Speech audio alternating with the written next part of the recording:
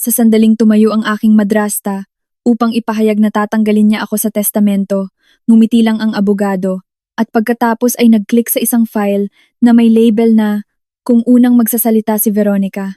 Iniwan niya sa akin ang isang sandata na hindi niya alam na umiiral, isang sugnay, isang password at isang appointment kung saan ang mga patay ay nananatiling nasa tamang oras. Ngayong gabi, ang karangalan ng aking ama, ang yaman ng aming pamilya, at ang kanyang kalayaan ay pagdedesisyonan sa isang madilim na silid na gawa sa kahoy kung saan ang bawat salita ay nagiiwan ng legal na bakas. Ang pangalan ko ay Luna de la Cruz at ginugol ko ang huling 15 taon sa panonood kung paano ako unti-unting binubura ng aking madrasta sa buhay ng aking ama sa bawat kalkuladong galaw. Ngayon, nakaupo sa conference room ng abogadong si Attorney Daniel Ramirez, pinanood ko ang kanyang pagtatangka na ganap akong burahin. Ang recording device sa mesang gawa sa mahogani ay kumukurap na pula, kinukunan ng bawat salita, habang si Veronica Monteverde ay tumayo mula sa kanyang upuang balat. Sa edad na 52, nakakakuha pa rin siya ng atensyon. Ang kanyang pilak blonde na buhok ay nakasuklay sa isang eleganteng tsinyon, isang mamahaling panyo ang nakalagay, nang maayos sa kanyang kulay uling na suit. Sa likod niya, nakaupo na parang isang pananggalang ng tao, ang kanyang kapatid na si Margarita at 2 pinsan na nakilala ko lamang ng 2 beses sa 15 taon. Bago tayo magpatuloy sa pagbasa, inihayag ni Veronica, ang kanyang boses ay may halong pighati at awtoridad. Mayroon akong dokumento na mas matimbang kaysa sa anumang bersyon na inihanda ni Attorney Ramirez. Tumatakbo ang oras sa dingding, 3:47 p.m. 3 araw matapos naming ilibing ang aking ama, si Don Ricardo de la Cruz, sa sementeryo ng Pagsanjan. 3 araw matapos akong tumayo sa libingan niya, nagtataka kung ang distansya sa pagitan namin nitong mga nakaraang taon ay kasalanan ko ba o sadyang pinlano. Naglabas siya ng isang Manila envelope, kinukuha ang mga papeles nang may malapelikulang pagkapino. Isang codicil sa testamento ni Don Ricardo na may wastong saksing pirma at notarized. Pinirmahan niya ito 6 na linggo na ang nakakaraan. Naramdaman ko ang pamilyar na pamamanhid na umaakyat sa aking gulugod. Ang parehong sensasyon na nagprotekta sa akin sa buong libing, sa pamamagitan ng mga pakikiramay ng mga kasosyo sa negosyo, na tila nagulat nang malaman na si Don Ricardo pala ay may anak na babae. Ang codicil ay malinaw, patuloy ni Veronica, na kinakausap ang silid na parabang nagpupulong siya sa Monteverde Group of Companies, kung saan ako umakyat bilang pinuno ng brand operations, nang hindi man lang binabanggit kung kaninong anak ako. Dahil sa matagal na pagkawala ni Luna sa buhay ni Ricardo, ang kakulangan niya ng partisipasyon sa pangangalaga sa kanya sa panahon ng kanyang karamdaman, at ang kanyang kabiguan na mapanatili ang makabuluhang kontak, pinili ni Ricardo na ilipat ang kanyang bahagi ng ari-arian. Matagal na pagkawala, kakulangan ng partisipasyon. Ang mga salita ay nakabitin sa malamig na hangin na parang mga akusasyon. Gusto kong sabihin sa kanya ang tungkol sa 73 hindi sinagot na tawag, ang mga birthday card na misteryosong hindi nakarating sa kanya, ang mga hapunan ng Pasko kung saan ang aking imbitasyon ay tila nawala, ang mga pagbisita sa ospital kung saan sinabi sa akin na natutulog siya, para lang malaman kalaunan na hinahanap niya ako. Ngunit nanatili akong tahimik, pinag-aaralan ang ekspresyon ni Attorney Ramirez. Ang 60 taong gulang na abogado ay nakaupo na nakatiklop ang mga daliri, ang kanyang abuhin na mga mata ay walang ipinapakita sa likod ng kanyang salamin. Siya ang abogado ng aking ama sa loob ng 30 taon. Siya ang nagbalangkas ng mga papeles ng inkorporasyon para sa De La Cruz Holdings. Naroon siya sa libing ng aking ina, noong 7 taong gulang pa lamang ako. Ang mga susog ay malawakan. Sabi ni Veronica, inilalahad ang mga papeles sa mesa kay Attorney Ramirez. Ang mansyon sa Ayala Alabang, ang mga share sa kumpanya, ang mga investment portfolio, lahat ay itinalaga para sa mga miyembro ng pamilya na nagpakita ng tunay na pagmamalasakit at presensya. Mga miyembro ng pamilya, hindi ako. Tila, ako ay isang abala lamang na paalala ng unang kasal ni Don Ricardo, ang anak na babae na masyadong kamukha ng asawa niyang nawala sa cancer. Ang buhay na multo na sinikap ni Veronica na ipagtabuyan sa loob ng 15 taon. Tinanggap ni Attorney Ramirez ang mga papeles. Inaayos ang kanyang salamin habang binabasa ang unang pahina. Natahimik ang conference room maliban sa bulong ng pagpihit ng pahina at ang patuloy na tunog ng orasan. Sa pamamagitan ng mga bintana na mula sa sahig hanggang kisame, ang Makati skyline ay nakalatag sa ibaba namin, isang lungsod na itinayo sa lumang pera at bagong teknolohiya, kung saan ang Dela Cruz Holdings ay tumulong na hubugin ang tanawin sa loob ng 40 taon. Kawili-wili, bulong ni Attorney Ramirez. Isang salita na maaaring mga hulugan ng anumang bagay o wala. Ang mga pinsan ni Veronica ay gumalaw sa kanilang mga upuan, nagpapalitan ng tingin. Ipinatong ni Margarita ang kanyang kamay sa balikat ni Veronica. Isang kilos na tila sinadya. Lahat sila ay nakasuot ng parehong kulay ng mga abuhin at ginto. Isang nagkakaisang harapan ng pighati at kasakiman. Naisip ko ang huling tunay na pag-uusap namin ng aking ama, 2 taon na ang nakakaraan, bago ang kanyang diagnosis.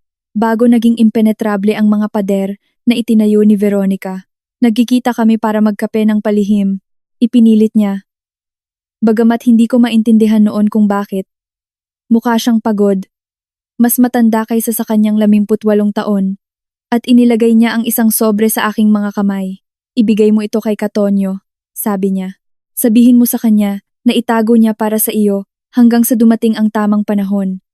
Dad, basta ipangako mo sa akin, Luna. Ipagako mo na maaalala mo. Nangako ako. Ang sobre ay nasa safe pa rin ni Katonyo. Hindi pa nabubuksan, naghihintay ng isang sandali na hindi ko matukoy hanggang ngayon. Senyorita Dela Cruz, boses ni Attorney Ramirez ang bumalik sa akin sa kasalukuyan. Alam mo ba ang nilalaman ng codicil na ito? Maaari kong hulaan. Sabi ko, mas matatag ang boses kaysa sa aking pulso. Inaalis ako sa mana. Paglilipat ng mga ari-arian, pagtatama ni Veronica, na para bang ang mga salita ay makapagpapalambot ng suntok. Gusto ni Ricardo na makinabang ang kanyang pamana sa mga tunay na nagpahalaga sa kanya. Ang recording device ay kumukurap, kinukunan ang bawat salita, bawat paghinto, bawat kalkulasyon sa refleksyon ng makintab na mesa. Nakita ko ang sarili ko, 32 taong gulang, ang maitim na mata ng aking ama sa anggulong mukha ng aking ina, nakasuot ng parehong itim na damit na isinuot ko sa libing ng dalawa. Inihiwalay ni Attorney Ramirez ang mga papeles at binuksan ang kanyang leather portfolio. Kung gayon, sabi niya, nakalagay ang mga daliri sa keyboard ng kanyang laptop. Tunay na nagbabago ito ng mga bagay. Sa unang pagkakataon mula nang pumasok sa silid, ngumiti siya. Isang bahagyang pagtaas ng labi na hindi napansin ni Veronica, naabala sa kanyang sandali ng tagumpay, ngunit nakita ko ito. At sa sandaling iyon ay naintindihan ko kung bakit sinabi ng aking ama na magtiwala ako kay Attorney Ramirez, kung bakit siya ngumiti ng parehong ngiti ng pagkaunawa, nang ibigay sa akin ang sobre 2 taon na ang nakakaraan. Dumating na ang oras. Ang mansyon sa Ayala Alabang ay ang aking buong mundo hanggang sa ako ay 7 taong gulang. Nang mamatay si inay, naging isang museo ito. Ang kanyang mga litrato ay unti-unting nawala sa mga mantel at pader. Ang kanyang hardin ay binago sa isang bagay na arkitekto at malamig. Ang kanyang piano ay inilipat sa basement at kalaunan ay ipinagbili. Dumating si Veronica 28 buwan, pagkatapos ng libing. Ipinakilala siya ni tatay sa isang gala ng kumpanya, isang mahinahon na ehekutibo ng marketing na tumawa sa lahat ng tamang sandali at naaalala ang pangalan ng lahat. Lumipat siya 6 na buwan pagkatapos, kasama ang isang interior designer at isang misyon na i-refresh ang aming tahanan. 9 na taong gulang ako nang matagpuan ko ang wedding china ni inay sa mga kahon na may markang para sa donasyon. 10 taong gulang ako nang maging home office ni Veronica ang art studio ni inay. 11 taong gulang ako nang palitan ang mga larawan ng pamilya sa pasilyo ng mga abstract na pinta na mas angkop sa espasyo. Ngunit hindi lang ang bahay ang nagbago. Ito ay ang maingat na inayos na distansya na lumago sa pagitan ni tatay at ako. Unti-unti, hindi ko ito kinilala bilang estratehiya hanggang sa mga taon ang lumipas. Abalang-abala si Ricardo sa proyekto sa Singapore, paliwanag ni Veronica kapag tumatawag ako. Nasa mga meeting siya buong araw. May hapunan si tatay kasama ang mga investor ngayong gabi kapag humihingi ako ng permiso bumisita. Siguro sa susunod na linggo. Ang susunod na linggo ay magdadala ng isa pang dahilan, isa pang pangako, isa pang balakid. Ang mga kaganapan sa paaralan ay hindi napuntahan. Ang mga hapunan ng kaarawan ay ipinagpaliban, pagkatapos ay nakalimutan. Nang magtapos ako ng summa cum laude mula sa Ateneo de Manila, nagpadala si tatay ng isang store-bought congratulations card na may sulat kamay ni Veronica. Noong tag-araw bago ang aking senior year sa kolehiyo, umuwi ako ng hindi nagpapaalam, determinado akong sirain ang anumang pader na namuo sa pagitan namin. Nakita ko silang nagho-host ng pool party, mga contact sa negosyo ni Veronica, ang kanyang pamilya, mga mag-asawa mula sa country club. Si tatay ay nasa grill, tumatawa sa sinabi ng asawa ni Margarita. Mukhang relax at present sa paraan na hindi ko nakita sa loob ng maraming taon. Luna. Mukha siyang tunay na nagulat. Pagkatapos, may iba pa may kasalanan, nag-aalala. Sweetheart, hindi namin inaasahan ka. Lumitaw si Veronica sa tabi niya sa loob ng ilang segundo. Napakaganda. Bagamat dapat ay tumawag ka, inihanda na sana namin ang iyong silid. Ang aking silid ay binago sa isang guest suite. Neutral na kulay. Parang hotel na kasangkapan. Walang bakas ng dalagita na dating nanirahan doon. Inilagay nila ako sa pool house. Ipinaliwanag ni Veronica na lahat ng kwarto ay okupado ng mahahalagang bisita ni Ricardo. Nang gabing iyon, narinig ko siya sa kusina kasama si Margarita. Napaka-selfish niya. Nagpapakita lang siya kapag maginhawa para sa kanya. Inaasahan na lahat ay iikot sa kanyang schedule. Sa wakas, ay itinatayo na ni Ricardo ang buhay na nararapat sa kanya. Ang buhay na nararapat sa kanya, na parabang ang buhay na kasama ako, ay isang uri ng parusa. Ang mga pattern ay naging mas malinaw sa paglipas ng mga taon, mga tawag na ginawa ko na tila hindi natatanggap ni tatay. Ang mga email na hindi sinasagot, kalaunan ay ipinaliwanag bilang technical difficulties, mga imbitasyon sa holiday na nakalimutan ni Veronica banggitin. Gumawa siya ng isang kuta sa paligid ng aking ama, brick by subtle brick, hanggang sa lumitaw akong maging ang pabayang anak na nag-iwan sa kanya. Hindi mo ba sinubukang maging mas mapag-unawa? Tanong ng mga kamag-anak na may mabuting hangarin sa iilan kong napupuntahang family functions. Sabi ni Veronica, bihira ka raw bumisita.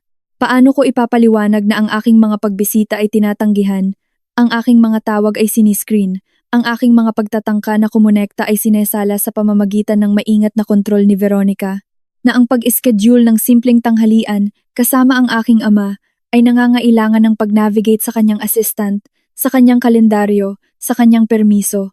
Ang pinakamasamang bahagi ay ang pagdududa na nilinang niya sa akin. Marahil hindi ako nagsikap ng husto. Marahil ay nagsasarili ako. Umaasa sa kanya na maglaan ng oras. Marahil ang distansya ay kasalanan ko. Ang presyo ng paghahanap ng sarili kong karera, ng hindi pagiging ang anak na nanatili malapit sa bahay, at sumusunod sa mga patakaran ni Veronica. Maging si Katonyo, ang pinakamalapit na kaibigan ni tatay at aking ninong, ay nahila rin sa kanyang orbit. Ang kanyang mga imbitasyon sa mga hapunan ng pamilya ay lumalabas na bihira, pagkatapos ay huminto. Nang makasalubong ko siya sa isang coffee shop noong nakaraang taon, mukha siyang hindi komportable, sabik na umalis. Masaya na ang iyong ama, sabi niya. Hindi tumitingin sa aking mga mata. Pinapangalagaan siya ng mabuti ni Veronica. Minsan lang nawala ang maskara. Ang 65 kaarawan ni tatay, isang sorpresang party na inorganisa ni Veronica sa country club. Nag-imbita siya ng 200 tao. Hindi ako kasama sa listahan. Nalaman ko sa pamamagitan ng isang kakilala at nagpakita pa rin, may daladalang regalo. Ang tingin sa mukha ni Veronica nang makita niya ako purong malamig na galit na mabilis na tinabunan ng pag-aalala. Naku, akala ko naglalakbay ka para sa trabaho. Sabi ng assistant mo, abala ka raw. Wala akong assistant. Wala akong sinabihan na naglalakbay ako. Niyakap ako ni tatay ng gabing iyon. Medyo matagal ang pagyakap, bumulong, na-miss kita, sweetheart. Ngunit naroon si Veronica sa loob ng ilang sandali. Ginagabayan siya sa ibang mga bisita mahahalagang tao. Pinamamahalaan ang naratibo, gaya ng dati. Dumating ang diagnosis 2 taon na ang nakakaraan. Pancreatic cancer, agresibo at malala. Nalaman ko ito hindi mula sa pamilya, kundi mula sa isang empleyado ng Dela Cruz Holdings na nag-akala na alam ko. Pagdating ko sa kanya, matapos kong pilit na makalusot sa mga hadlang ni Veronica, nasa paggamot na siya at nababalot na sa kanyang bersyon ng pangangalaga na tila hindi kailanman kasama ang mga oras ng pagbisita kung kailan ako makakadaan. Kailangan niya ng pahinga, sabi niya. Mahigpit ang mga doktor sa paglilimita ng mga bisita. Masama ang gabi niya. Siguro bukas. Ang bagong gamot ay nagpapalito sa kanya. Makakagulo sa kanya kung makita kanya ng ganito. Nakita ko siya ng 4 na beses sa loob ng kanyang 8 buwang laban. 4 na beses.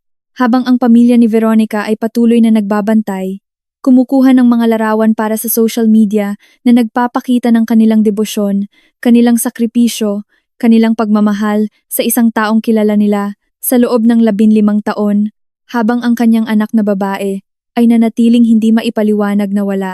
Ngayon, nakaupo sa conference room na ito, pinapanood si Veronica na isinasagawa ang kanyang huling hakbang. Naintindihan ko ang ganap na tagumpay niya. Hindi lang niya ninakaw ang aking ama. Ginawa niya akong kasabwat sa aking sariling pagbura. Ginawang pagtalikod ang aking pagmamahal. Ang aking presensya ay pagkawala. Ngunit naroon pa rin ang sobre kay Katonyo. Ang ngiti na may alam ni Attorney Ramirez, ang recording device na kumukurap na pula, kinukunan ang bawat salita ng maingat na inensayo na pagganap ni Veronica. Maaaring wala na ang aking ama, ngunit marahil ay iniwan niya ako ng isang huling regalo, ang katotohanan at ang paraan upang tuluyang ibunyag ito. Ang tawag mula kay Katonyo ay dumating ng 6 a.m. Kinabukasan, pagkatapos ng pagbasa ng testamento, ginugol ko ang magdamag sa aking apartment sa downtown, nakatitig sa kisame, inuulit ang pagganap ni Veronica at ang misteryosong ngiti ni Attorney Ramirez. "Luna, oras na," sabi ni Katonyo, nang walang pasubali. "Magkita tayo sa opisina ko, sa loob ng 1 oras. Huwag kang magdala ng sinuman. Huwag kang magtiwala sa sinuman maliban kay Attorney Ramirez." Ang biyahe patungo sa law firm ni Katonyo ay dinala ako sa mga walang taong kalye, madilim pa rin sa mga anino bago sumikat ang araw. Naghihintay siya sa kanyang pribadong opisina, mukhang mas matanda kaysa sa kanyang 70 taon, ngunit matalas ang mata sa likod ng kanyang pagod. "Alam ng iyong ama," sabi niya. Itinutulak ang isang selyadong sobre sa kanyang mesa. Alam niya ang lahat. Nanginginig ang aking mga kamay habang sinisira ko ang selyo. Sa loob, 3 pahina ng sulat kamay ng aking ama. Matibay pa rin sa kabila ng kanyang karamdaman. Hindi nagbabago na sa kanya. "Aking mahal na Luna, kung binabasa mo ito, kung gayon ay gumawa ng hakbang si Veronica at wala na ako.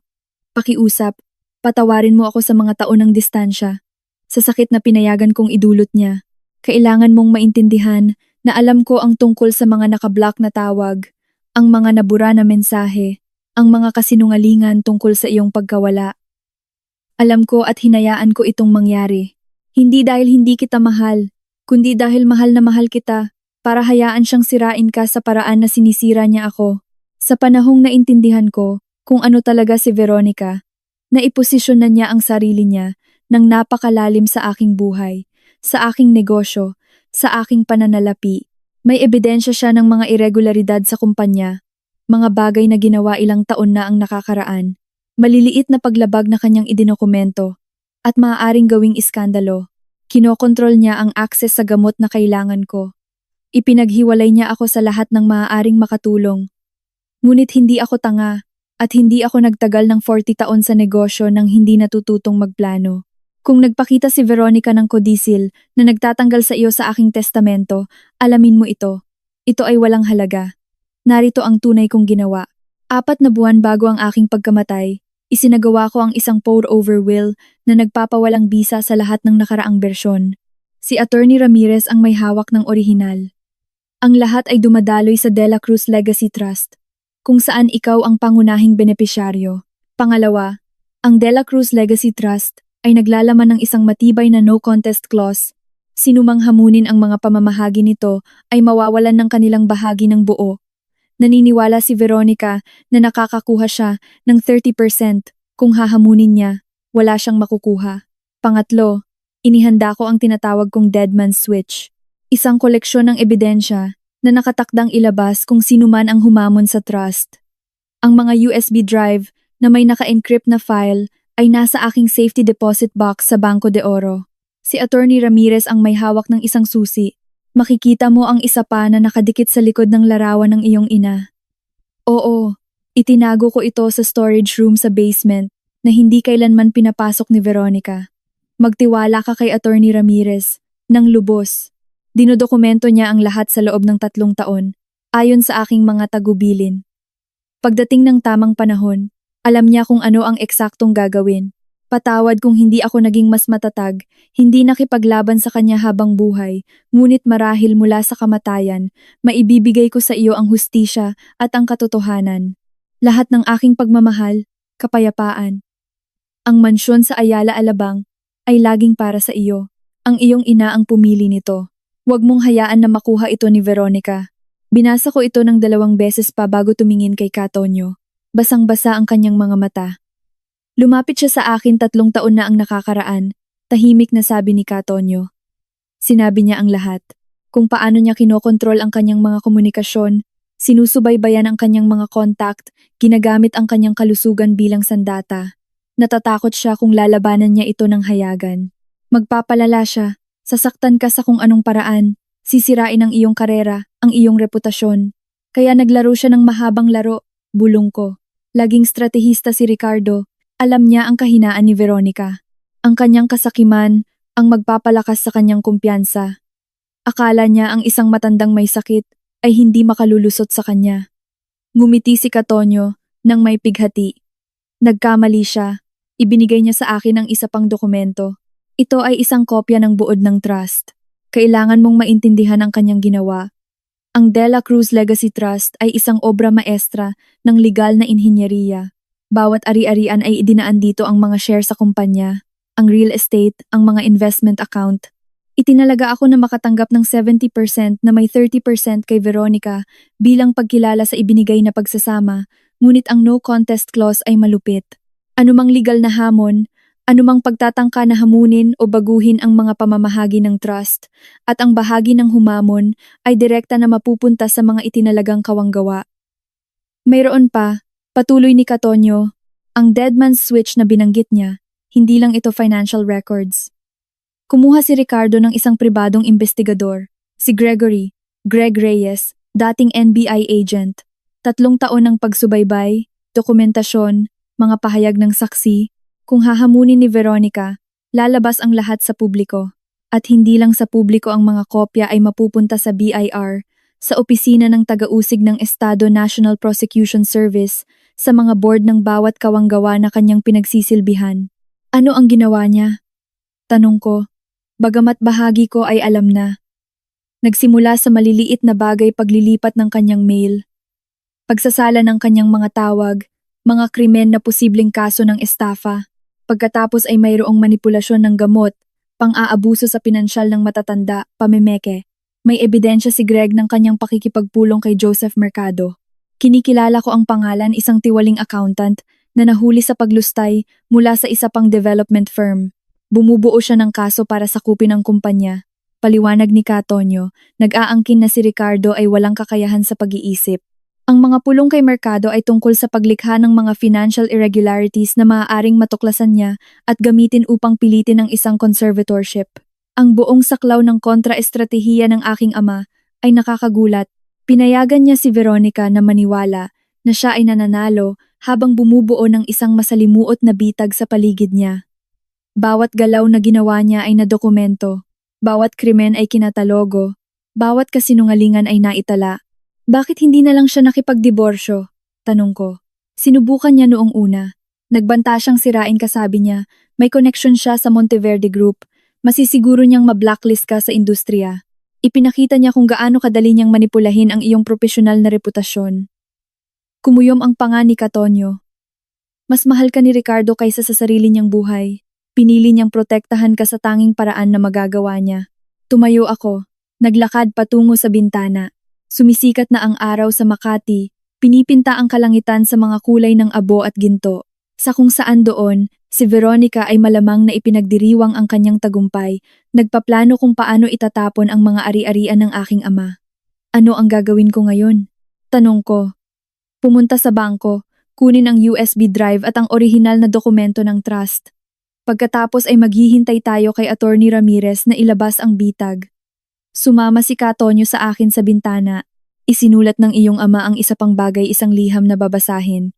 Kung lamang hahamunin ni Veronica. Tinawag niya itong kanyang ethical will, ipinapaliwanag ang lahat sa board, sa mga empleyado, sa komunidad. Gusto niyang malaman nila kung sino siya talaga at kung sino siya talaga.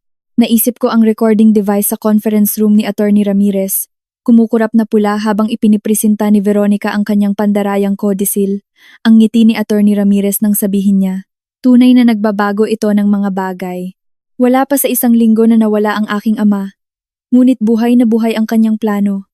Binigyan niya ako ng 3 susi, isang pour-over will na hindi alam ni Veronica na umiiral, isang trust na hindi niya maaaring hamunin nang hindi nawawala ang lahat, at ebidensya na sisira sa kanya kung susubukan niya. Mahal ka niya, malumanay na sabi ni Katonyo. Huwag mong pagdudahan na bawat galaw na ginawa niya nitong huling 3 taon ay tungkol sa pagprotekta sa iyo at pagtiyak na makakamit mo ang hustisya. Hinalikan ko ang liham sa aking mga labi, pagkatapos ay maingat itong tiniklop. Mahaba at masakit na laro ang nilalaro ng aking ama. Isinakripisyo ang kanyang sariling kaligayahan upang matiyak ang aking kinabukasan. Ngayon, ako naman ang magpapatuloy nito. Sabihin kay Attorney Ramirez na naiintindihan ko, sabi ko. Handa ako pagdating ng tamang panahon. Ngumiti si Katonyo, ang unang tunay na ngiti na nakita ko sa kanya sa loob ng maraming taon. Ipagmamalaki ka ni Ricardo. Tunay na anak ka niya. Ako nga. At malapit nang malaman ni Veronica kung ano ang eksaktong ibig sabihin yon. Ang pangalawang pulong sa opisina ni Attorney Ramirez ay nakatakda sa 2 p.m. Eksaktong 1 linggo. Pagkatapos ng dramatikong pagganap ni Veronica. Sa pagkakataong ito, dumating ako ng maaga, nanonood mula sa lobby habang ang kanyang Mercedes ay pumasok sa parking garage na sinusundan ng isang itim na Lexus na nagdadala ng kanyang legal team. Dinala niya si Attorney Jeffrey Lim, ang kanyang personal na abogado, isang lalaki na kilala sa agresibong litigasyon at flexible na etika. Ang pagkakita sa kanya ay nagpatunay sa hula ni Attorney Ramirez. Hindi susuko si Veronica ng walang laban. Sa conference room, ang parehong recording device ay kumukurap na pula sa mesang mahogani. Si Attorney Ramirez ay nakaupo sa dulo, na binibigyan ng 2 kasamahan na hindi ko pa nakikilala. Umupo ako sa tapat ni Veronica, napansin kung paano niya inilagay ang kanyang mga kasama, si Attorney Lim sa kanyang kanan, si Margarita sa kanyang kaliwa, ang mga pinsan sa likod niya na parang mga sundalo. Maraming salamat sa inyong lahat sa pagpunta. Simula ni Attorney Ramirez, ang kanyang tono ay profesional at neutral. Bilang tagapagpaganap ng ari-arian ni Don Ricardo de la Cruz, kailangan kong tugunan ang codicil na ipinakita noong nakaraang linggo. Umusog si Attorney Lim. Malinaw ang posisyon ng aking kliyente. Valid ang codicil at pinawalang bisa nito ang anumang nakaraang kaayusan. Dahan-dahang tumango si Attorney Ramirez. Naglabas ng isang Manila folder. Ipina-review ko sa aming forensic document examiner ang codicil. Mayroong ilang kawili-wiling na tuklasan. Inilabas niya ang isang ulat sa mesa. Nahuli ko ang micro-expression ni Veronica, isang pagkurap ng kawalan ng katiyakan na mabilis na pinigilan. Una, patuloy ni Attorney Ramirez. Ang petsa ng pirma ayon sa codicil na ito, pinirmahan ito ni Ricardo noong Marso 15. Gayunpaman, ipinapakita ng mga record ng ospital na siya ay nasa ilalim ng general anesthesia noong araw na iyon para sa isang pamamaraan. Medyo mahirap pumirma ng mga legal na dokumento habang walang malay. Namutla ang mukha ni Attorney Lim. Maaaring may clerical error, marahil. Ngunit mayroon ding issue tungkol sa selyo ng notaryo, sabi ni Attorney Ramirez, naglabas ng isang pinalaking larawan. Ang nakalistang notaryo publiko ay si Sandra Reyes. Nag-expire ang kanyang komisyon noong Enero, 2 buwan bago ito umano'y notarized. Nagsimulang masira ang maayos na maskara ni Veronica. Ito ay mga teknikalidad. Mayroon pa. Si Attorney Ramirez ay walang awa. Profesional. Ang codicil ay tumutukoy sa ari-arian ng De La Cruz Estate sa 42 Riverside Drive. Ipinagbili ni Ricardo ang ari-arian na iyon noong 2019. Medyo kakaiba na magbigay ng isang bagay na hindi na niya pag-aari. Ang pinakakawili-wili, patuloy ni Attorney Ramirez, naglabas ng isa pang dokumento, ay ang forensic analysis ng papel at tinta. Ang watermark sa papel na ito? Mula sa isang batch na ginawa noong Abril matapos ang pagkamatay ni Ricardo, natahimik ang silid. Nagkalat ng papel si Attorney Lim, naghahanap ng depensa na hindi umiiral. Ngunit isantabi natin ang mga pagkakaiba-ibang ito, sabi ni Attorney Ramirez ng maayos. Ang tunay na issue ay ang codicil na ito, kahit na totoo, ay magiging walang kabuluhan. Isinagawa ni Ricardo ang isang bagong testamento noong Enero 10, na may wastong saksing pirma ko at ng 2 kasamahan, may video recording, at inihain sa korte. Binuksan niya ang kanyang laptop, ang mga daliri ay mabilis na tumakbo sa keyboard. Bago tayo magpatuloy sa aktwal na pagbasa ng testamento, mayroong isang nakatakdang item na ipinilit ni Ricardo. Tinawag niya itong kanyang contingency protocol. Kung sino man ang magpakita ng isang kompetensyang pag-aangkin sa kanyang ari-arian na ginawa ni Senyorita Monteverde, inutusan kami na i-play ang recording number 14. Umayos si Veronica. Ito ay walang katuturan theatrical. Nag-click si Attorney Ramirez sa play.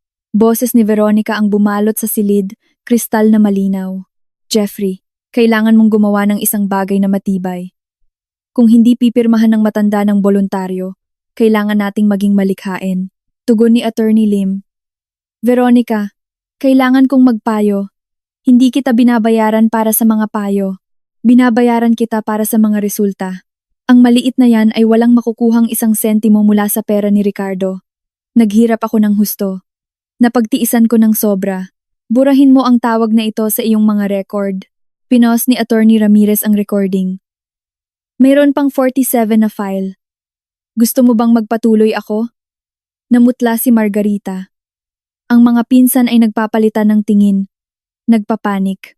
Si Attorney Lim ay abala sa pag-text sa isang tao. Ang mga recording na iyon ay iligal na nakuha. Ang sabi ni Veronica, pilit ang boses. Sa totoo lang, hindi. Sagot ni Attorney Ramirez. Si Ricardo mismo ang nag-record nito sa kanyang sariling tahanan. Sa mga pag-uusap kung saan siya ay isang kalahok, perpektong legal sa Pilipinas. Napakabusisi niya. 3 taon ng dokumentasyon. Naglabas siya ng isa pang folder. Mayroon din kaming email metadata na nagpapakita ng sistematikong pakikialam sa mga komunikasyon ni Luna, mga nabura na voicemail. Mayroon kaming mga carrier logs, mga liham na naharang. Mayroon kaming postal service tracking, mga appointment sa kalendaryo na misteryosong kinansela. Mayroon kaming mga digital footprint. Hindi mo mapapatunayan, mayroon kaming mga sinumpaang pahayag mula sa mga tauhan ng bahay. Si Maria, ang tagalinis, ay detalyado kung paano inutusan na sabihin na hindi available si Don Ricardo tuwing tumatawag si Luna. Kinumpirma ni Mang Carding, ang driver, na inutusan na iulat ang mga pagbisita ni Luna nang maaga upang masiguro mo na si Ricardo ay hindi maganda ang pakiramay. Dapat ko bang ipagpatuloy? Pinanood ko ang mundo ni Veronica na nagkawasak-wasak sa real time. Bawat pagbubunyag ay nagtanggal ng isa pang layer ng kanyang maingat na itinayong harapan hanggang sa ang katotohanan na lamang ang natira pangit, sakim, nakalantad, bukod pa rito. Dagdag ni Attorney Ramirez ng bahagya. Mayroon kaming mga record ng iyong mga pagpupulong kay Joseph Mercado, mga diskusyon tungkol sa paglikha ng mga financial irregularities upang mag-trigger ng isang competency hearing. Alam din ni Ricardo ang tungkol sa mga iyon. Biglang tumayo si Attorney Lim. Kailangan naming kumonsulta sa aming kliyente. Siyempre, ngunit bago ninyo gawin iyon, dapat ninyong maintindihan ang kumpletong sitwasyon. Ang ekspresyon ni Attorney Ramirez ay halos may simpatiya. Ang tunay na testamento ni Ricardo ay nag-iiwan ng 30% ng kanyang ari-arian kay Senyorita Monteverde, isang mapagbigay na probisyon kung isasaalang-alang ang mga pangyayari. Gayunpaman, kasama rito ang isang komprehensibong no contest clause, anumang legal na hamon, anumang pagtatangka na pagtalunan o baguhin ang mga probisyon ng testamento at ang 3% na iyon ay mawawala. Iyan ay pamimilit, bulong ni Attorney Lim. Iyan ay estate planning. Pagtatama ni Attorney Ramirez, perpektong legal at karaniwan. Maaaring tanggapin ni Senyorita Monteverde ang kanyang 30% humigit kumulang 18 milyong dolyar o maaari niyang hamunin at wala siyang matanggap. Ang kanyang pagpipilian. At kung hahamunin niya, nagsalita ako sa unang pagkakataon. Matatag ang boses. Ang bawat piraso ng ebidensya ay lalabas sa publiko. Ang mga recording, ang mga email, ang mga pahayag ng saksi lahat. Nagtagpo ang mga mata ni Veronica at ko sa mesa. Sa loob ng 15 taon, sinikap niyang burahin ako sa buhay ng aking ama. Ngayon, hawak ko ang kapangyarihan na burahin siya sa lipunan. Hindi mo gagawin, sabi niya. Ang iskandalo ay makakasira sa kumpanya. Ang reputasyon ni Ricardo. Ang reputasyon ng aking ama ay makakaligtas sa katotohanan, sagot ko. Makakaligtas ba ang iyo? Nilinis ni Attorney Ramirez ang kanyang lalamunan. Mayroon pa. Si Ricardo ay nagpapanatili ng isang hiwalay na pondo ganap na legal, maayos na binubuwisan na ginamit niya upang upahan si Gregory Reyes, isang pribadong investigador. Si Senyor Reyes ay nagtipon ng isang komprehensibong ulat tungkol sa ilang offshore accounts, questionableng paggastos sa kawanggawa, at kawili-wiling mga posisyon sa buwis. Ang ulat na iyon ay kasalukuyang selyado. Mananatili itong selyado kung tatanggapin ni Senyorita Monteverde ang mga probisyon ng testamento. Kumpleto na ang bitag, lahat ng labasan ay nakablock, lahat ng contingency ay sakop. 3 taon ang ginugol ng aking ama sa pagbuo ng sandaling ito. At pumasok si Veronica dito. Nagbulong si Attorney Lim nang mapilit sa tenga ni Veronica. Hawak ni Margarita ang kamay ng kanyang kapatid. Ang mga pinsan ay mukhang gusto nang maglaho. Kailangan ko ng oras, sabi ni Veronica. Sa wakas, walang laman ang boses. Siyempre, sang-ayon ni Attorney Ramirez. Mayroon kang 72 oras upang magpasya. Tanggapin ang testamento ayon sa nakasulat o hamunin ito at i-trigger ang mga contingencies. Dapat kong banggitin na nagpahayag na ng interes ang BIR sa mga natuklasan ni Senyor Reyes. Pinigilan namin sila. Ngunit kung magsisimula ang litigasyon, hinayaan niyang manatili ang banta sa hangin. Habang kinukuha nila ang kanilang mga gamit upang umalis, muling lumingon si Veronica sa akin. Hindi kanya kailanman minahal tulad ng pagmamahal niya sa akin. Sabi niya, may lason sa bawat salita. Ngumiti ako. Ang ngiti ng aking ama ang ngiti na nangangahulugang checkmate. Hindi, mas mahal niya ako. Kaya ginugol niya ang 3 taon sa pagprotekta sa akin mula sa iyo, at iyon ang dahilan kung bakit talo ka na. Umalis siya sa silid, sumunod ang kanyang mga kasama. Huminto si Attorney Lim sa pinto. Binigyan si Attorney Ramirez ng tingin na nangangahulugang alam niya kung gaano sila kalakas na natalo. Nang wala na sila, pinayagan ni Attorney Ramirez ang kanyang sarili, nang humiti ng bahagya. Nasiyahan sana ang iyong ama doon. Nasiyahan siya. Pagtatama ko. Iniisip ang lahat ng pagpaplano, lahat ng paghahanda, lahat ng pagmamahal na nauwi sa sandaling ito. Bawat galaw, bawat kontragalaw. Nakita niya ang lahat ng mangyayari. Patuloy na kumukurap ang recording device. Kinukunan ang tagumpay na inayos ng aking ama mula sa kabila ng libingan. May 72 oras si Veronica upang magpasya. Ngunit alam nating lahat kung ano ang pipiliin niya. 18 milyong dolyar sa katahimikan o wala at pampublikong pagkasira. Para sa isang taong gumugol ng 15 taon sa pagpapahalaga sa pera at estado higit sa lahat, hindi ito talaga isang pagpipilian. Ang mga daliri ni Attorney Ramirez ay nakalagay sa keyboard ng kanyang laptop habang naghihintay kami sa iba na umupo. Ang conference room ay naging mas maliit dahil sa pagtatangkang mag-regroup ng legal team ni Veronica. Ang kanilang naunang kumpiyansa ay nawawala na parang hamog sa umaga sa ilalim ng isang walang awa na araw. Bago tayo magpatuloy, sabi ni Attorney Ramirez, ang kanyang boses ay huminto sa mga bulong na konsultasyon. Dapat kong linawin ang tungkol sa mga recording. Napaka-partikular ni Don Ricardo sa paggamit nito. Nag-click siya sa isang folder na may label na petsa ngayon. Sa loob, lumitaw ang 12 ng mga audio file. Bawat isa ay maingat na pinangalanan at may timestamp, ngunit isang lumitaw. Kung unang magsasalita si Veronica, i-play agad. Inaasahan ni Ricardo ang iba't ibang senaryo, patuloy ni Attorney Ramirez. Gumawa siya ng mga tiyak na protocol para sa bawat isa. Nang tumayo si Senyorita Monteverde noong nakaraang linggo upang ipresenta ang kanyang kodisil bago ko masimula ng opisyal na pagbasa, intrigger niya ang partikular na contingency na ito. Nagdilim ang mukha ni Attorney Lim. Sinasabi mo na ito ay isang bitag? Sinasabi ko na lubos na kilala ni Ricardo de la Cruz ang kanyang asawa.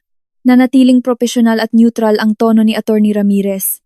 Hinulaan niya na susubukan niyang kontrolin ang naratibo. Ang file na malapit nating i-play ay na-record 14 buwan na, ang nakakaraan sa isang pag-uusap na pinaniniwalaan ni Senyorita Monteverde na pribado. Nag-click siya sa play. Ang audio ay malinaw. Hindi nagtipid si Ricardo sa kagamitan sa pagsubaybay. Boses ni Veronica ang bumalot sa silid matalas at malinaw. Jeffrey, kailangan mong gumawa ng isang bagay na matibay. Kung hindi pipirmahan ng matanda ng voluntaryo, kailangan nating maging malikhain. Tumugon ang na-record na boses ni Attorney Jeffrey Lim. Maaaring makatulong dyan ang mga gamot. Sabi ni Dr. Salvador, ayusin ang mga dosis. Hindi ko kailangan ng mga detalye. Kailangan ko lang ng mga resulta.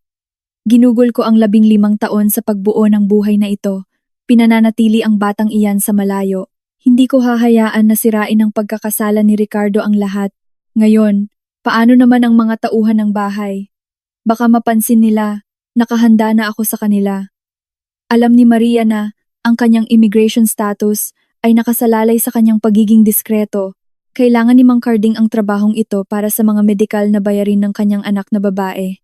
Nakikita nila ang sinasabi ko sa kanila na makita. Pinos ni Attorney Ramirez ang recording. Sa kasalukuyan, namumutla si Attorney Lim. Lumalayo si Margarita sa kanyang kapatid na para bang naging radioactive si Veronica. Dapat ko bang ipagpatuloy? Tanong ni Attorney Ramirez. Mayroon akong isang partikular na kawili-wiling bahagi tungkol sa pag-access sa email ni Ricardo upang burahin ang mga mensahe mula kay Luna. Sapat na! Singhal ni Veronica, ngunit pumiyok ang kanyang boses. Naintindihan ko na ang punto ninyo. Naintindihan mo na ba? Inilabas ni Attorney Ramirez ang isa pang file. Ito ay mula sa 6 na buwan na ang nakakaraan. Pinag-uusapan mo ang testamento ni Ricardo sa isang nagngangalang Patricia Moran. Dapat ko bang i-refresh ang iyong alaala kung sino siya? Pinanood ko ang mukha ni Veronica na lumipat sa iba't ibang kalkulasyon. Si Patricia Moran ay isang tiwaling abogado na nahuli sa pamemeke ng mga dokumento ng ari-arian. Malinaw ang mga implikasyon. I-play mo, tahimik kong sabi. Sumunod si Attorney Ramirez. Sa pagkakataong ito, mukhang inis si Veronica. Patricia, kailangan ko ng isang bagay na matibay. Hindi tulad ng huli. Ang huli ay perpekto, hanggang sa maghinala ang huwes. Sa pagkakataong ito, gagamitin natin ang notaryo na iminungkahi ko. May utang siya sa akin. Wala akong pakialam kung sino ang may utang kanino. Ang pinakialam ko ay ang mga resulta. Nagiging sentimental na si Ricardo. Pinag-uusapan ang pagtama sa mga bagay kay Luna. Kung babaguhin niya ang testamento ngayon, hindi niya magagawa. Hindi kung kikilos tayo ng mabilis. Maaari kong ihanda ang mga dokumento sa susunod na linggo. Pinos ni Attorney Ramirez ang recording. Si Patricia Moran ay inaresto noong nakaraang buwan dahil sa panloloko. Napaka-kooperatiba niya sa mga awtoridad. Komprehensibo ang kanyang testimonya tungkol sa iyong mga pagpupulong. Ang silid ay tila walang hangin. Hindi na kunwari ipinagtatanggol ni Attorney Lim ang kanyang kliyente. Nakaupo siyang nakayuko sa kanyang upuan. Marahil ay kinakalkula kung gaano kabilis niya mailalayo ang sarili mula sa kalamidad na ito. Mayroon pa, syempre, patuloy ni Attorney Ramirez, nag-scroll sa mga file, mga recording ng pagtuturo ni Senyorita Monteverde sa mga tauhan na magsinungaling tungkol sa availability ni Ricardo, mga pag-uusap tungkol sa pagsubaybay sa kanyang mga komunikasyon, mga diskusyon tungkol sa paghihiwalay sa kanya mula sa mga kaibigan at pamilya. Naglabas siya ng isang spreadsheet. Dinokumento din ni Ricardo ang bawat insidente petsa, oras, kung ano ang sinabi, sino ang kasama, 3 taon ng masusing record. Tinawag niya itong kanyang insurance policy. Bakit? Ang tanong ni Veronica ay lumabas bilang isang bulong. Bakit siya nanatili kung alam niya? Bahagyang lumambot ang ekspresyon ni Attorney Ramirez. Ipinaliwanag niya iyon sa isang video message. Gusto mo bang makita?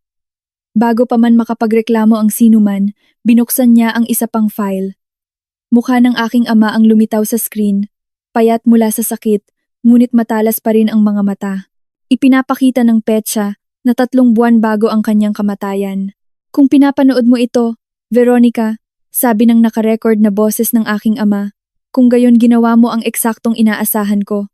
Sinubukan mong nakawan ng aking anak, napanginig si Veronica na parang sinampal. Nanatili ako dahil ang pag-alis ay nangangahulugang digmaan. Malinaw mo iyang ipinahayag sa iyong mga banta tungkol sa karera ni Luna. Ang iyong mga koneksyon, ang iyong kakayahang sirain ang pinakamamahal ko. Kaya, nanatili ako at dinokumento ko ang lahat, bawat kasinungalingan, bawat manipulasyon, bawat krimen. Bahagyang umusog ang kanyang imahe. Akala mo kinokontrol mo ako. Ngunit bumubuo ako ng isang kaso. Akala mo inhihiwalay mo ako. Ngunit pinoprotektahan ko si Luna. Akala mo pinapahina ako ng aking sakit, ngunit lalo lang akong naging determinado.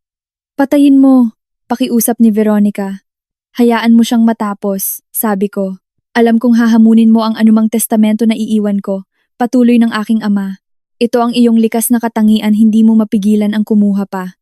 Kaya, ginawa ko itong simple. Tanggapin ang ibinigay ko sa iyo, higit sa nararapat mo, o mawawala ang lahat. Ikaw ang pipili. Ngunit alamin mo ito. Ako ay nanalo na. Ligtas ang aking anak. Sigurado ang aking pamana. At ang iyong tunay na kalikasan ay malapit ng malantad. Nagtapos ang video. Bumaba ang katahimikan na parang isang mabigat na kurtina. Nilinis ni Attorney Ramirez ang kanyang lalamunan. Ang protocol na kung unang magsalita si Veronica ay may kasamang 147 audio file, 89 video recording, 312 documented incidents, at mga corroborating evidence para sa bawat isa. Kung magpapatuloy si Senyorita Monteverde sa anumang legal na hamon, ang lahat ng ito ay magiging bahagi ng pampublikong record. Itinuro niya ang kanyang laptop kay Veronica. Ito ay isang preview ng press release na inihanda ni Ricardo. Kasama rito ang mga link sa isang website na naglalaman ng lahat ng ebidensya na hindi privileged. Ang domain ay nakarehistro na. Ang site ay binuo at handa na. Isang click at magiging live ito. Nabasa ko ang headline sa ibabaw ng balikat ni Veronica. Tagapagtatag ng De La Cruz Holdings.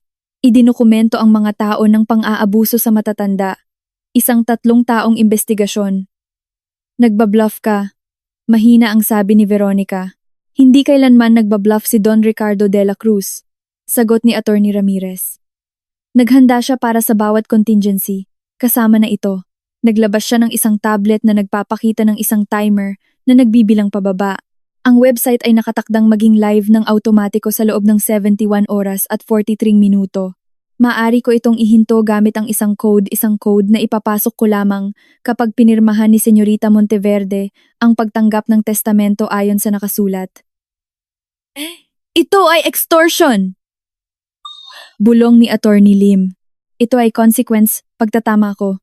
15 taon ng mga consequence na naihatid ng sabay-sabay. Tumayo si Margarita ng biglaan. Veronica, tanggapin mo na ang pera. Tanggapin mo at tumakas ka na. Manahimik ka, singhal ni Veronica, ngunit lumilisan na ang kanyang lakas. Mukha siyang mas matanda ng bigla. Ang maingat na polish ay nagkawasak upang ipakita ang isang bagay na desperado sa ilalim. Ang 30% ng ari-arian ni Don Ricardo de la Cruz ay humigit kumulang 18 milyong dolyar, sabi ni Attorney Ramirez.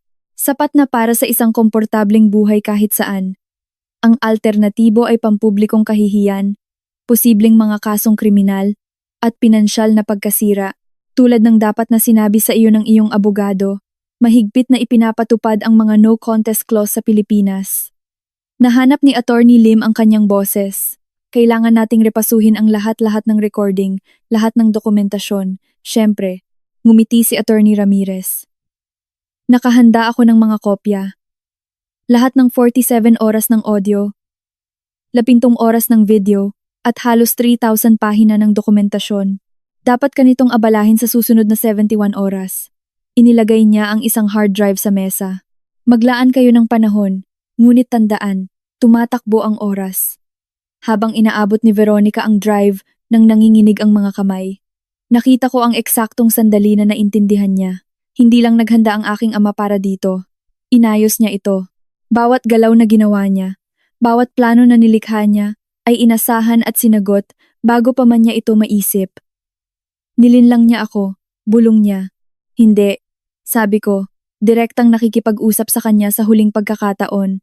Nilinlang mo ang iyong sarili. Tiniyak lang niya na magkakaroon ng mga kahihinatnan. Tumayo si Attorney Ramirez. Sinyales ang pagtatapos ng pulong. 71 oras, Senyorita Monteverde. Nasa iyo ang pagpipilian.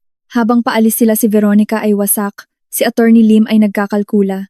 Si Margarita ay nandidiri na natili akong nakaupo, nakatingin sa nagyayelong imahe ng aking ama sa screen. Talagang naisip niya ang lahat, malumanay kong sabi. Lahat at higit pa, kumpirma ni Attorney Ramirez. May mga contingency para sa mga contingency. Si Don Ricardo de la Cruz ang pinakabusisi kong kliyente. Nag-click off ang recording device. Kinukuha ang sandali nang malaman ni Veronica Monteverde na ang pinakadakilang trick ng aking ama ay hindi ang manatiling tahimik sa loob ng maraming taon. Ito ay ang hayaan siyang maniwala na siya ay nanalo, hanggang sa sandali na nawala sa kanya ang lahat. Naglabas si Attorney Ramirez ng isang leather portfolio mula sa kanyang briefcase, kinukuha ang mga dokumento, nang may kasanayan ng isang taong nag-ensayo ng sandaling ito. Nag-isa na ang conference room mula sa mga kasama ni Veronica, naiwan kaming tatlo si Attorney Ramirez, ako, at isang kasamahan na nanatiling tahimik sa buong komprontasyon. Ngayon, sabi ni Attorney Ramirez, inaayos ang kanyang salamin. Basahin ko sa iyo kung ano talaga ang intensyon ni Ricardo. Binuksan niya ang formal na testamento. Ang mga pahina nito ay malinaw na may mga opisyal na selyo at notarizations. Huling habilin at testamento ni Ricardo Marcos de la Cruz, isinagawa noong Enero 10, 2025 sa harap ng 3 saksi at na video record para sa pagpapatunay. Ang wika ay tumpak, walang iniiwan na puwang para sa interpretasyon. Ipinag-uutos ko na ang lahat ng ari-arian na hindi partikular na ipinamahagi sa ibaba ay ibubuhos sa De La Cruz Legacy Trust na itinatag sa parehong petsa ng testamento na ito. Ang mansyon sa 17, Ayala, Alabang, patuloy ni Attorney Ramirez, ay partikular na ipinamanang ari-arian sa aking anak na babae, si Luna Elizabeth De La Cruz, kasama ang lahat ng nilalaman, malaya sa anumang utang o sagabal, naramdaman kong kumuyom ang aking lalamunan. Naitago pala niya ang larawan ni inay. Ngayon, ang De La Cruz Legacy Trust, naglabas si Attorney Ramirez ng isa pang dokumento, mas makapal kaysa sa testamento. Dito nagpapakita ng pagkamalikhain ni Ricardo. Hawak ng trust ang 70% ng mga share ng De La Cruz Holdings, ang commercial na real estate portfolio, ang mga investment account, at iba pang ari-arian. Ang kabuuang halaga sa huling pagtatasa ay humigit kumulang 62 milyong dolyar. Bumaling siya sa isang markadong pahina. Ikaw, Luna, ang pangunahing benepisyaryo ng 70% ng mga ari-arian ng trust. Makakatanggap si Veronica Monteverde ng 30% subject to the following conditions. Ang no contest clause ay isang obra maestra ng legal na inhinyeriya. Hindi lang ito nagbabanta ng pagkawala. Gumawa ito ng isang network ng mga kahihinatnan na bibitag sa sinumang humamon dito. Sinumang benepisyaryo na humamon, pagtalunan o tutol sa trust na ito o sa mga pamamahagi nito ay mawawalan ng buong bahagi, basa ni Attorney Ramirez. Ngunit lumampas pa si Ricardo. Sa ganitong hamon, ang nawalang bahagi ay hindi bumabalik sa ari-arian. Direkta itong ililipat sa De La Cruz Foundation for Childhood Cancer Research, ang charity ng aking ina, ang itinatag niya bago siya pumanaw. Bukod pa rito, patuloy ni Attorney Ramirez, anumang ganoong hamon ay nagtitrigger ng pagpapalabas ng lahat ng dokumentasyon na nakolekta tungkol sa pag-uugali ng humamon sa panahon ng buhay ni Ricardo de la Cruz. Ang dokumentasyon na ito ay ibibigay sa mga nauugnay na autoridad, media outlet at profesional na organisasyon. Ginawa niyang sandata ang kawanggawa. Bulong ko, halos humanga sa ganda. Mayroon pa. Ang trust ay naglalaman ng mga tiyak na probisyon tungkol sa mga ebidensya na nakolekta. Itinatag ni Ricardo ang tinawag niyang Sunshine Protocol. Kung sino man ang humamon sa trust, ang lahat ng ebidensya ay magiging public domain available sa mga mamamahayag, taga-usig, sino man ang gusto nito. Ngunit kung tatanggapin ang mga pamamahagi ng trust, ang ebidensya ay mananatiling selyado magpakailanman. Binuksan ni Attorney Ramirez ang isa pang section. Kasama rin ni Ricardo ang isang kamangha-manghang probisyon tungkol sa oras. Ang 30% ni Veronica ay magkakaroon ng bisa sa loob ng 5 taon, ngunit kung pananatilihin lamang niya ang angkop na distansya mula sa mga operasyon ng trust at mga benepisyaryo. Anumang pagtatangka na makipag-ugnayan sa iyo, mangialam sa De La Cruz Holdings, o impluwensyahan ang mga desisyon ng trust ay magreresulta sa agarang pagkawala. Kinokontrol niya siya mula sa libingan. Sabi ko, pinoprotektahan ka mula sa libingan. Pagtatama ni Attorney Ramirez. Ang bawat probisyon ay dinisenyo upang matiyak ang iyong kaligtasan at kapayapaan ng isip. Sa wakas, ay nagsalita ang kasamahan. Mayroon ding issue tungkol sa secondary evidence cache. Nagtatag si Don Ricardo ng isang hiwalay na repositoryo ng dokumentasyon na may mga tagubilin para sa pagpapalabas sa mga tiyak na triggers. Hindi lang legal na hamon, kundi anumang pagtatangka sa panliligalig, paninirang puri, o pakikialam sa buhay o karera ni Senyorita Luna. Tumango si Attorney Ramirez. Si Gregory Reyes ay nagpapanatili ng mga kopya ng lahat. Siya ay pinanatili ng trust para sa ongoing monitoring. Kung susubukan ni Veronica ang anuman pagkakalat ng chismis, pag-impluwensya sa iyong mga professional na contact, kahit na hindi direktang panliligalig ini-activate ni Gregory ang protocol. Pinag-aralan ko ang mga dokumento ng trust, nakikita ang estratehikong isip ng aking ama sa bawat sugnay. Naisip niya ang mga senaryo na hindi ko man lang naisip. Gumawa ng mga proteksyon para sa mga banta na maaaring hindi lumabas sa loob ng maraming taon. Paano naman ang kumpanya? Tanong ko. 70% ang nagbibigay sa akin ng kontrol, ngunit kumpletong kontrol, kumpirma ni Attorney Ramirez. Maingat na binuo ni Ricardo ang mga klasifikasyon ng share. Ang iyong 70% ay may pinahusay na mga karapatan sa pagboto epektibo, 85% ng kapangyarihan sa pagboto. Ang mga share ni Veronica ay non-voting preferred stock. Makakakuha siya ng mga dibidendo, ngunit walang say sa mga operasyon. Ayaw niya niyan. Ayaw niya ang lahat tungkol sa trust na ito, ngunit tatanggapin niya ito dahil ang alternatibo ay sakuna.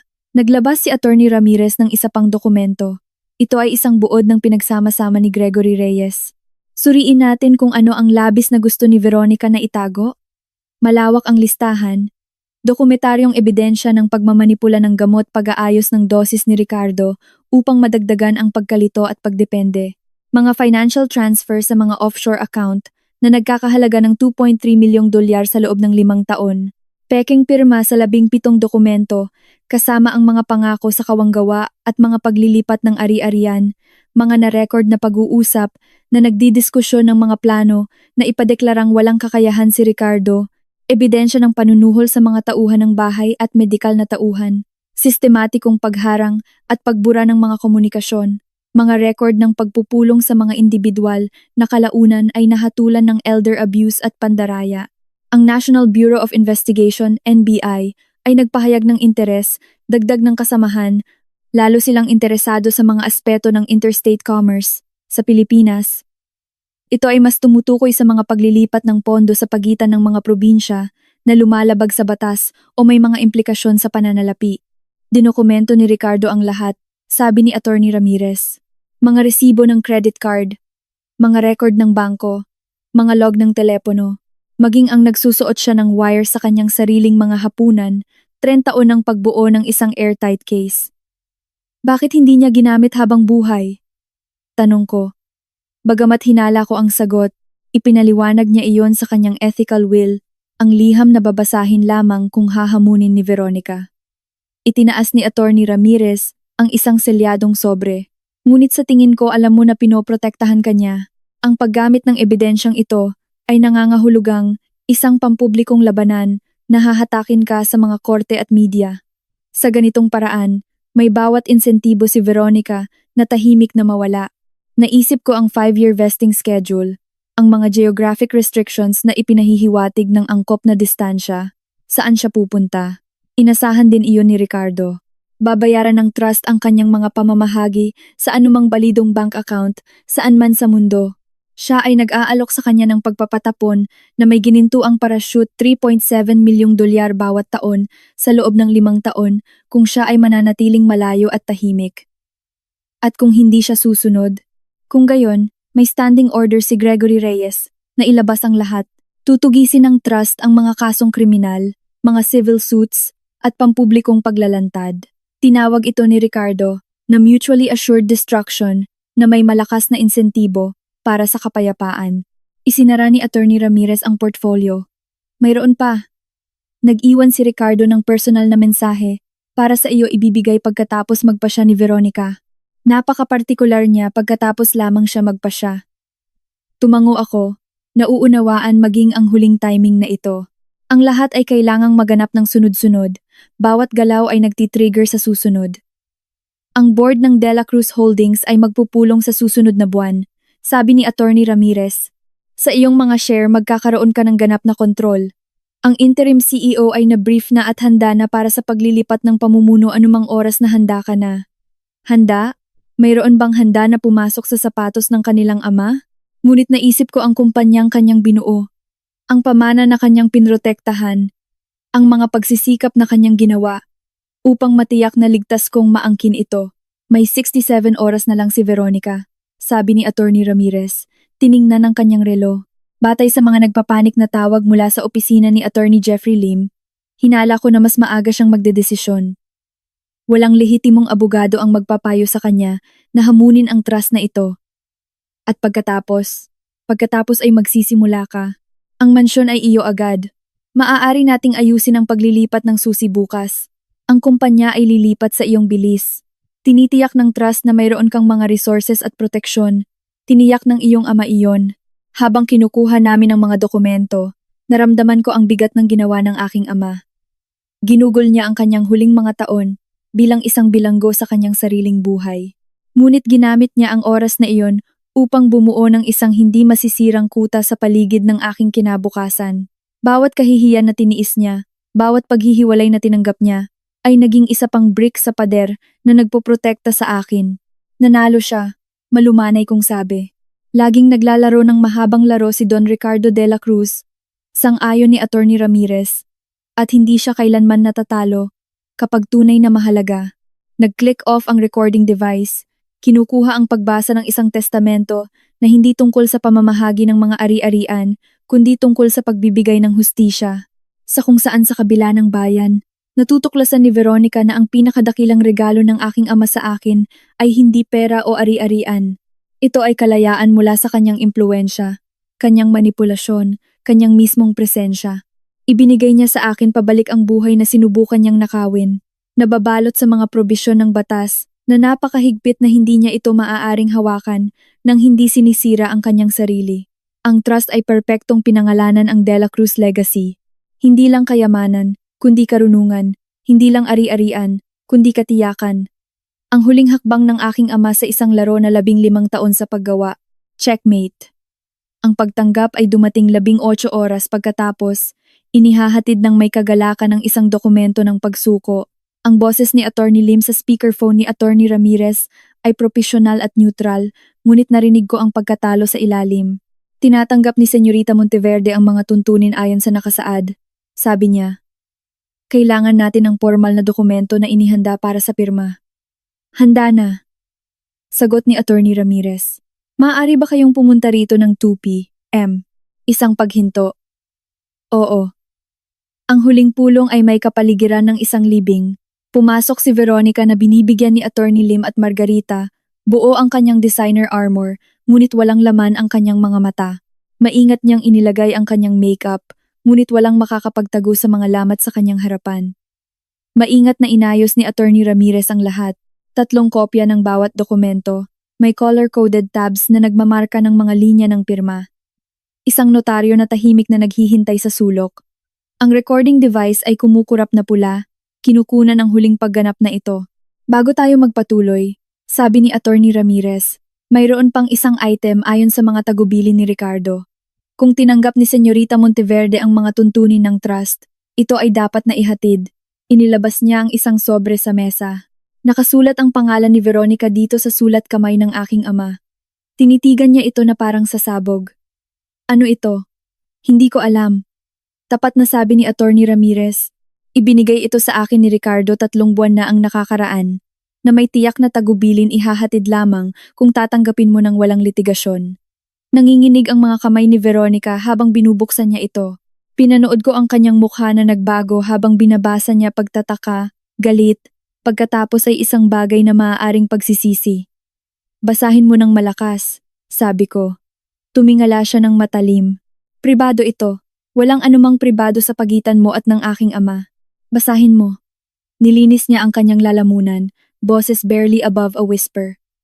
Veronica, kung binabasa mo ito, pinili mo ang karunungan kaysa sa digmaan. Iyan ay nagsasabi sa akin na may bahagi pa rin ng babaeng pinagmalasakitan ko dati na nakabaon sa ilalim ng kasakiman at manipulasyon. Hindi ako magpapanggap na magpapatawad sa iyong ginawa. Ang paghihiwalay kay Luna, ang pagnanakaw mula sa kawanggawa ng kanyang ina, ang mga gamot ito ay hindi mapapatawad. Ngunit naiintindihan ko kung bakit mo ginawa. Natakot kang muling maging mahirap. Natakot kang mawalan ng kontrol. Natakot kang iwanan tulad ng pag-iwan mo sa iba. Ang trust ay nagbibigay sa iyo ng malaking halaga, higit sa nararapat mo, ngunit mas mababa sa gusto mo. Gamitin mo ito upang makahanap ng anumang kapayapaan na kayang matagpuan ng isang tulad mo. Ngunit alamin mo ito, dinokumento ko ang lahat, hindi lamang upang protektahan si Luna, kundi upang matiyak na hindi ka na muling makakasakit sa sinuman. tulad ng pananakit mo sa amin. Susubaybayan ka ng aking mga investigador sa buong buhay mo. Anumang pagtatangka na muling magpakasal sa mayaman upang makipagkaibigan sa isa pang mahinang pamilya ay magti-trigger ng pagpapalabas ng lahat. Ituring mo ito bilang aking huling regalo. Pinipilit kang mamuhay ng matapat marahil sa unang pagkakataon. Gusto mo ang aking pera. Mayroon kang ilan dito. Gusto mo ang aking buhay. Ninakaw mo ang mga taon nito, ngunit hindi mo nakuha ang mahalaga. Ang aking pagmamahal sa aking anak, ang aking mga alaala ng aking unang asawa, ang aking integridad. Hindi kailanman naging iyo ang mga ito. Umalis ka. Huwag kang lumingon. At manalangin na mas maawain ang aking anak kaysa sa kung ano sana ako. Ricardo. Ang liham ay lumipad sa mesa. Ang maingat na composure ni Veronica ay tuluyang nawasak. Alam niya. Sabi niya sa wala. Sa loob ng maraming taon alam niya ang lahat. Pirmahan ang mga dokumento. Danielle said quietly. Oras na para tapusin ito. Ang sumunod ay metodikal. Si Veronica, na pinagtanungan ni Attorney Ramirez, ay nagsulat ng isang detalyadong kumpisal. Ang pagmamanipula ng gamot, ang diverted charity funds, ang mga taktika ng paghihiwalay bawat krimen ay kinatalogo sa kanyang sariling sulat kamay, sa kanyang sariling mga salita. Initial ang bawat pahina, utos ni Attorney Ramirez, buong pirma sa huling pahina. Nang matapos ito, mukhang wasak si Veronica 57 taong gulang, mayaman sa anumang pamantayan, ngunit lubos na talunan. Ang kumpisal ay inilagay sa isang selyadong sobre. Idinagdag sa mga kahon ng ebidensya na magsisilbing anino niya magpakailanman. Is there anything else? She asked, voice barely audible. Tumayo ako. Tinitingnan ng babaeng nagnakaw ng 15 taon mula sa aking ama at ako. Oo, umalis ka sa aking lungsod ngayong araw. Dalhin mo si Margarita. Dalhin mo ang iyong mga pinsan. Dalhin mo ang sinumang kumakain sa buhay ng aking ama. Umalis ka, at wag nang bumalik. She rose unsteadily, Cole supporting her elbow at the door. She turned back one last time. What if I'd refused everything fought you, with everything I had? Then you'd have lost everything you have, I answered. My father knew you'd choose money over principle. You always did. They left in silence. Margaret cast one last venomous look, but even she seemed subdued by the completeness of their defeat. Nang wala na sila, binuksan ni Attorney Ramirez ang kanyang desk drawer at naglabas ng isang bote ng champagne. Iniwan ito ni Ricardo, sabi niya, na may tagubilin na buksan kapag pinirmahan ni Veronica. Pumutok ang tapon, umalingaw-ngaw sa walang laman na conference room. Uminom kami ng tahimik, nagtalaga sa isang lalaki na nag-ayos ng kanyang sariling hustisya mula sa kabila ng libingan. Mayroon pa ring issue sa pagbisita niya sa libingan ng iyong ama. Paalala ni Attorney Ramirez sa akin. Hayaan mo siya. Desisyon ko. Naroon si Gregory. Hayaan mo siyang magpaalam sa lalaking akala niya ay kinokontrol niya. Tinipon ko ang aking mga kopya ng pinirmahang dokumento, mga titulo ng bahay, mga papel ng paglilipat ng korporasyon, mga pagtanggap ng trust. Bukas, lalakad ako sa aking tahanan noong bata pa ako, sa unang pagkakataon sa loob ng maraming taon. Sa susunod na buwan, uupo ako sa upuan ng aking ama sa Dela Cruz Holdings. Ngunit ngayong gabi, aalalahanin ko siya. Hindi ang hiwalay na lalaki na nilikha ni Veronica, kundi ang stratehista na gumugol ng 3 taon sa pagbuo ng aking kalayaan.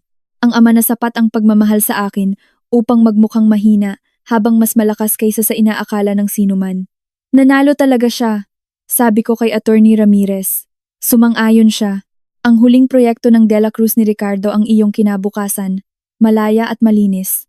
Nag-click off ang recording device. Kinukuha ang pagtatapos ng paghahari ni Veronica. Sa kung saan sa kabila ng bayan, natutuklasan ni Veronica na ang pinakadakilang regalo ng aking ama sa akin ay hindi pera o ari-arian. Ito ay kalayaan mula sa kanyang impluensya, kanyang manipulasyon, kanyang mismong presensya. Ibinigay niya sa akin pabalik ang buhay na sinubukan niyang nakawin. Nababalot sa mga probisyon ng batas na napakahigpit na hindi niya ito maaaring hawakan nang hindi sinisira ang kanyang sarili. Ang trust ay perpektong pinangalanan ang Dela Cruz legacy. Hindi lang kayamanan, kundi karunungan, hindi lang ari-arian, kundi katiyakan. Ang huling hakbang ng aking ama sa isang laro na 15 taon sa paggawa. Checkmate, ang paglilipat ay kumpleto. Umupo ako sa opisina ni Attorney Ramirez sa huling pagkakataon.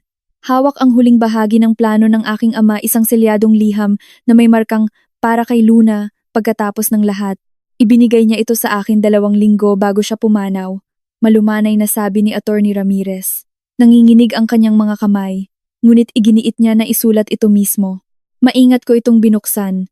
Nakikita ang kanyang sulat kamay na hindi na kasing tatag ng kanyang mga naunang liham, ngunit hindi pa rin mapagkakamalan na sa kanya. Aking mahal na Luna, kung binabasa mo ito, kung gayon ay gumana ang plano. Kinuha na ni Veronica ang kanyang pera at tumakas. Ang mansyon ay iyo na muli, at ang kumpanya ay naghihintay ng iyong pamumuno. Ngunit higit sa lahat, alam mo ang katotohanan. Hindi kita kailanman tinigilan mahalin. Hindi sa isang sandali man lang. Kailangan mong maintindihan kung bakit ko pinili ang landas na ito. Ang direktang komprontasyon ay nangangahulugan sana ng mga abogado, korte, pampublikong labanan, na maaaring tumagal ng mga taon. Ihihila niya ang iyong pangalan sa putik, gagamitin ang kanyang mga koneksyon upang sirain ang iyong karera, gagawing pampublikong palabas ang aming pribadong sakit. Hindi ko iyon maaaring hayaan mangyari. Sa halip, naging ako ang inaasahan niya, isang mahina at matandang lalaki na kaya niyang kontrolin. Hayaan mo siyang maniwala na siya ay nanalo habang binuo ko ang iyong kuta brick by brick. Bawat kahihiyan na tiniis ko, bawat paghihiwalay na tinanggap ko ay isa pang piraso ng ebidensya, isa pang proteksyon para sa iyong kinabukasan. Ang mansyon sa Ayala Alabang ay sa iyo na ngayon. Ang larawan ng iyong ina ay nasa storage unit 47B. Iniligtas ko ang lahat ng sinubukan ni Veronica na itapon. Naroon din ang kanyang piano, naghihintay na umuwi. Buhayin mo muli ang mansyon na iyon, puno ng init na dinala niya dito.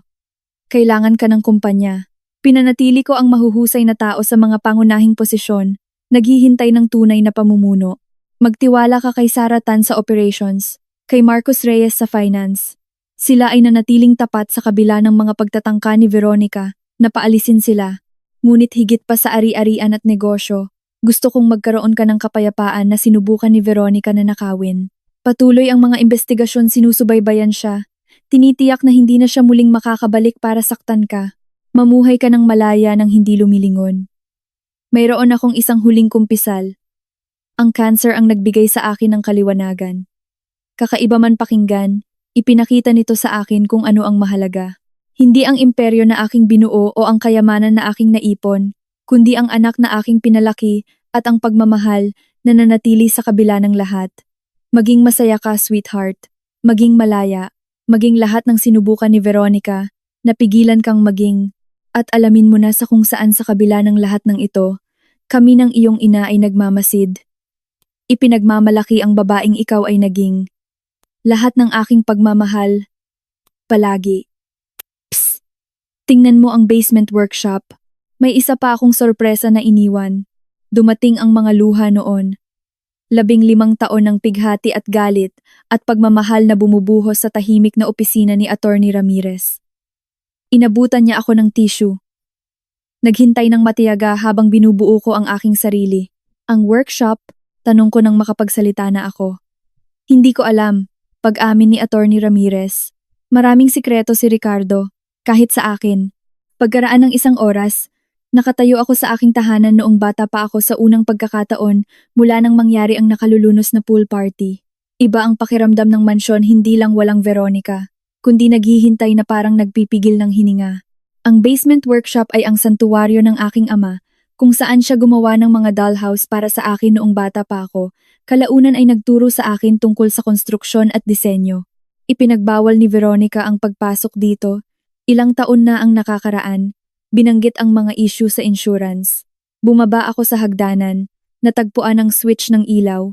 Ang workshop ay eksaktong gaya ng pagkakatanda ko, maayos na nakasabit ang mga kasangkapan, nakatayo ang mga blueprint cabinet sa dingding, ang amoy ng sawdust at posibilidad. Sa workbench ay nakaupo ang isang modelo ng mansyon, detalyado at perpekto, hindi lang anumang mansyon, kundi ang aming mansyon. Ang Ayala Alabang property na ginawang miniature, bawat detalye ay eksakto, mula sa wraparound porch hanggang sa puno ng oak sa likod bahay. May nakadikit na tala. Sinimulan ko ito noong 7 taong gulang ka pa, pagkatapos mamatay si inay. Patuloy kong idinagdag sa loob ng maraming taon. Ang iyong treehouse, ang pagpapalawak ng hardin, Ang studio edition na pinlano natin ngunit hindi kailanman nabuo. Naisip kong balang araw matatapos natin ito ng magkasama. Marahil ngayon ay magagawa natin sa ibang paraan. Buuin ang buhay na nahinto. Gawin itong sa iyo. Maingat kong inangat ang modelo, nakikita ang libu-libong oras na inilaan dito. Nakatago sa maliliit na silid ang marami pang sorpresa, mga kasangkapan na tugma sa mga piraso mula sa aking pagkabata. Isang mikroskopikong piano sa sala, mga larawan ng pamilya na ginawa sa imposibleng detalye. Sa bersyon ng workshop ng modelo, ay nakaupo ang isang mas maliit na modelo ng Mansion Infinity na refleksyon sa miniature. Mga pangarap sa loob ng mga pangarap. Dinala ko ito sa itaas. Inilagay sa mantel kung saan nakalagay ang abstract art ni Veronica. Bukas, dadalhin ng mga movers ang mga gamit ng aking ina pauwi. Sa susunod na linggo, makikipagpulong ako sa board ng De La Cruz Holdings. Sa susunod na buwan, sisimulan ko ang studio edition na pinangarap namin ng aking ama. Ngunit ngayong gabi, naglakad ako sa mga walang laman na silid na puno ng posibilidad. Sa kusina, nakakita ako ng isang baso ng alak, ang paboritong kristal ng aking ina, nakatago sa likod ng isang cabinet. Nagbuhos ako ng alak, itinaas ito sa walang laman na hangin. Para kay Don Ricardo de la Cruz, sabi ko ng malakas, na natalo ang bawat laban upang manalo sa digmaan. Nag-vibrate ang aking telepono. Isang text mula kay Gregory Reyes. Subject: umalis sa Pilipinas. Na-track. Walang issue na iulat. Wala na si Veronica. Nagsisimula na ang kanyang pagpapatapon pinansyal ng malaki, ngunit ganap. Magkakaroon siya ng kanyang milyon-milyon. Ang kanyang distansya, ang kanyang buhay na itinayo sa huling awa ng aking ama at nakasabit sa kanya magpakailanman ang mga kahon ng ebidensya. Isang nakasulat na kumpisal.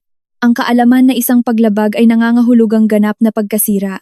Naisip ko siya na bumibisita sa kanyang libingan ngayong umaga. Nakabantay si Gregory. Ano ang sinabi niya sa bato na nagmarka kay Don Ricardo de la Cruz? Anong huling salita ang dumaan sa pagitan ng kontrolado at nagkokontrol, manipulator at utak? Hindi mahalaga.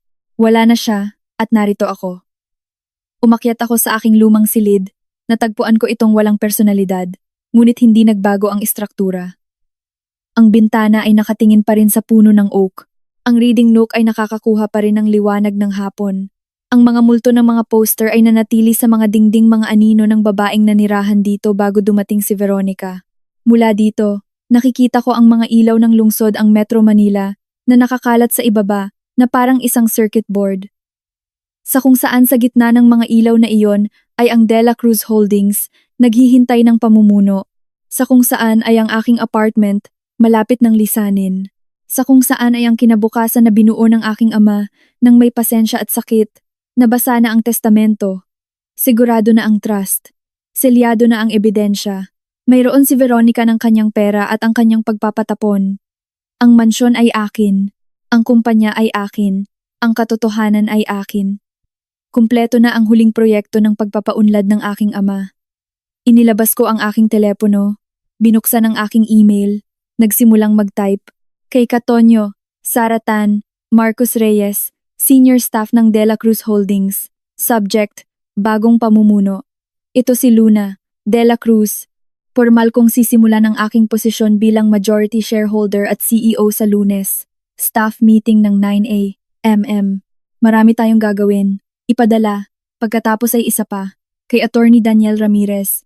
Subject: salamat sa lahat sa pagtatago ng kanyang mga sikreto, sa pagpapakawala ng kanyang bitag, sa pagtulong sa kanya na protektahan ako kahit na hindi ko alam na kailangan ko ng proteksyon. Mahusay pumili ng mga kakampi si tatay. Ipadala. Isa pa. Kay Katonyo. Subject: hapunan. Umuwi na ako. Talagang umuwi. Ayala Alabang, kung saan nagsimula ang lahat. Magdala ng alak at mga kwento tungkol kay tatay. Gusto kong marinig ang lahat ng itinago ni Veronica sa akin. Ipadala. Ang mansyon ay umayos sa paligid ko. Ang mga pader ay huminga ng mga taon ng tensyon. Bukas ay magdadala ng mga hamon pamamahala ng isang kumpanya, pagbawi ng isang buhay, pagbuo ng kinabukasan na pinangalagaan ng aking ama.